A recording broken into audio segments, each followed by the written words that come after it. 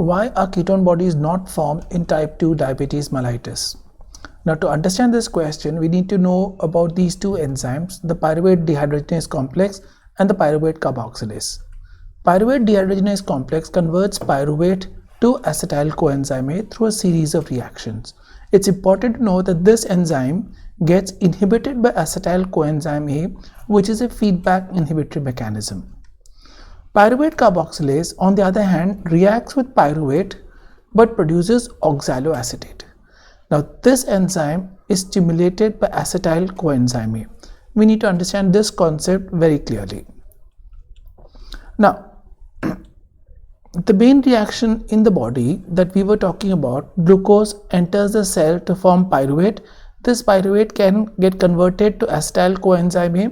Acetyl coenzyme A then acts with oxaloacetate to form citrate and the TCA cycle goes. This is the normal mechanism.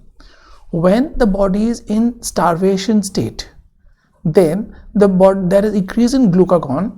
The glucagon will inhibit pyruvate dehydrogenase complex and stimulate pyruvate carboxylase.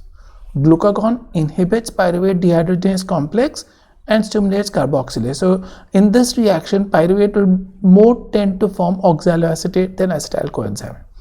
At the same time, because of beta oxidation, there is excess of acetyl coenzyme A. Now the logic over here is that when I am getting acetyl coenzyme A through beta oxidation, it does not make sense in converting pyruvate to acetyl coenzyme A, right?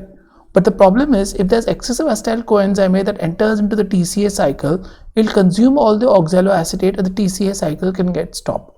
And when the TCA cycle stops, we all know that ketone body formation occurs. So here's the interesting thing. We have excessive acetyl coenzyme A. This excessive acetyl coenzyme A inhibits pyruvate dehydrogenase complex. This acetyl coenzyme A stimulates pyruvate carboxylase. Again, diabetes is a condition where there is excess of glucagon. Glucagon inhibits pyruvate dehydrogenase complex and stimulates pyruvate carboxylase. In all these concepts, if you have a look, the glucose that enters into the cell is converted to pyruvate. This pyruvate will favor the formation of oxaloacetate. So as long as there is some glucose entering into the cell, there is pyruvate being formed, and this pyruvate will be converted to oxaloacetate. The acetyl coenzyme A is coming from beta oxidation, and hence the TCA cycle will continuously be going without a stop. Now, in type 1 diabetes, there is insulin deficiency.